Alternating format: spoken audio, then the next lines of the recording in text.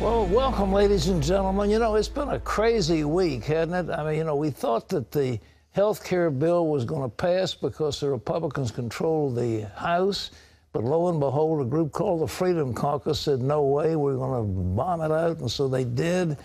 Did they do the Trump a favor, or did they hurt him badly? Is he wounded for the future, or is it a good thing the Democrats now own the health care situation 100%? Well, in any event, Republicans say they're not giving up. They're going to move ahead with the rest of the president's agenda, including tax cuts. Republicans are also going back to the drawing board to come up with a new health care plan and repeal and replace Obamacare. Abigail Robertson brings us the story from Capitol Hill. GOP members of Congress went back to their districts frustrated over the weekend after failing to take the first steps towards dismantling Obamacare. This is a disappointing day for us. Doing big things is hard.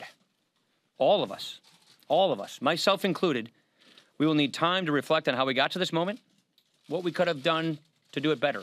In a crushing defeat for House leadership, Speaker Ryan was forced to cancel the highly anticipated vote on the American Health Care Act after not getting enough support to pass the bill from his Republican colleagues. But there were signs of trouble even before the bill was released, with Senator Rand Paul and members of the conservative House Freedom Caucus, like Congressman Louis Gohmert, voicing disappointment the plan was crafted behind closed doors and not in a more inclusive discussion with a variety of GOP lawmakers. We have got to do something, but now, instead of having listening sections and then going behind closed doors and then saying, here's the bill, you got to vote for it, we're not going to change anything, take it or leave it, but you can't leave it, everybody's got to vote for it. This time I'd like to see us get together with it. There's some great people in our Republican caucus, terrific, brilliant. We can come to an agreement. Freedom Caucus members wanted to see a clean repeal of Obamacare and were concerned the new plan did not do enough to drive down the cost of premiums for the American people. Gohmert told CBN News he thought the bill left too much power over the healthcare system with Washington. I don't think that the cure for the disaster of Obamacare is more federal control, more power in the bureaucracy. Gohmert says he's ready to get to work with the GOP conference to craft a new health care plan. We're going to start on that next week because health care is so personal. It's people's lives, and we got to help. President Trump took to Twitter over the weekend, blaming the conservative group for saving Obamacare, saying, Democrats are smiling in D.C. that the Freedom Caucus, with the help of Club for Growth and Heritage, have saved Planned Parenthood and O-Care. Democrats like Nancy Pelosi are ecstatic that for now Obamacare remains the law of the land.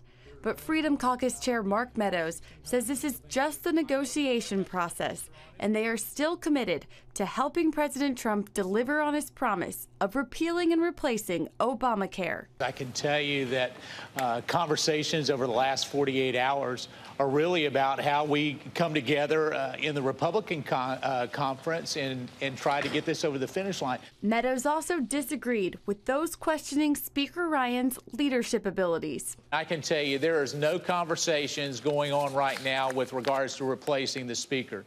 It's all hands on deck with regards to Obamacare, tax reform, the border wall. And Freedom Caucus member Trent Franks of Arizona told CBN News that despite the setback, the Republicans aren't giving up. I'm convinced that the president did not fail the country here.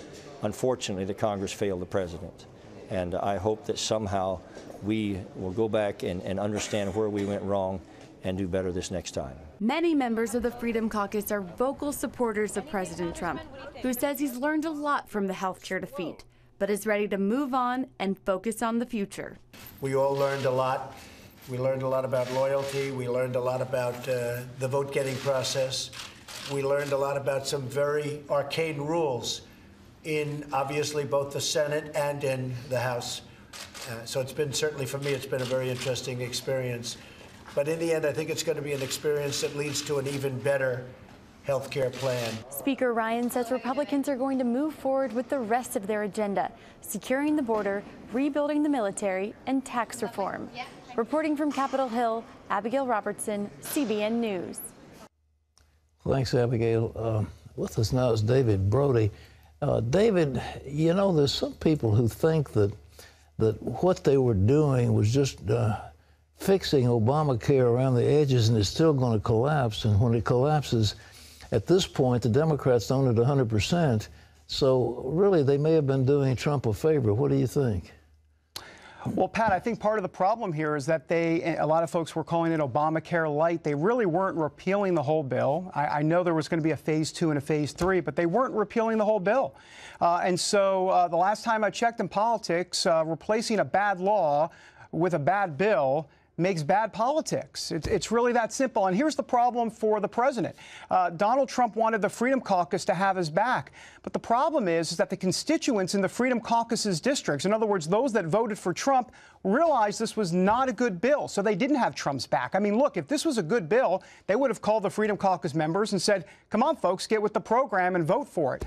But they didn't do that because it wasn't a good bill to begin with. And I think that's the inherent problem here. Well, David, you know, that deal that's there, the Obamacare, is going to collapse. I mean, the exchanges are collapsing. The health companies are going out of business. And and the premiums are rising dramatically. I mean, this is going to be a disaster within a few months from now. Well, it's heading that way. The problem for President Trump is that he says he's going to wait for that to happen, and then Democrats will come begging to him to change it. I'm not holding my breath, Pat, that Democrats are going to be coming to President Trump saying, please, we're ready to make a deal now, even if it goes south. I mean, I don't think that's going to happen just politically. It's too partisan in Washington for that to happen. And so, you know, where does that leave us? It leaves us with President Trump trying to figure this thing out. Does he go with moderate Democrats, whether it be on health care or tax reform going forward? Does he try to work again with the Freedom Caucus? He's going to need them as well. He's going to have to choose here because he may have to jettison the Freedom Caucus and go with moderate Democrats to see if he can get something done. The problem is, Pat, no moderate Democrat's probably going to want to work with Trump. And so he's got that problem. And then with the Freedom Caucus, they're willing to work with him, but Trump's got to deliver something better than what they did on health care. You suppose he's going to pivot and forget health care for a while? I think that's probably what he'd do, and pick up taxes. Yeah, he's going to pivot away from health care for now. It's the ... for now. And the Freedom Caucus members are going to go ahead and work on some sort of plan that they think will be palatable to Speaker Ryan and to some of the moderates and to the president himself. And then it's on to tax reform as we speak now. But look, tax reform is going to be, I mean, you know, it's interesting because tax reform is really Trump's bread and butter. And why they didn't start with that over health care reform has a lot of folks up here scratching their head. One of the reasons they thought was that if you got to do health care reform and fix some of that tax structure before you can go to the larger tax structure problem. But it just seems to me like Trump was playing an away game all along, to use a baseball term, and really he needed to probably play that home game, which is tax reform. They're going into his wheelhouse now, so this should be different. We'll see. Have you got any framework of the current tax bill? We've talked to the head of the Ways and Means Committee. His bill is fantastic if they put it through. Is that what they're going to support, do you think? Yeah, I think it'll be something along those lines. I also think that, remember, we're looking at obviously corporate rates coming way down under Trump. I believe it was at 15% is what he wanted. It might be 20. I'll have to double check that. Between 15 and 20 for sure. But I can tell you this, Pat, this administration understands one of the lessons learned here, which is they've got to push this. The president has to be very articulate in terms of what he wants in a bill. It wasn't that way with health care. He didn't sell it as much as he could have.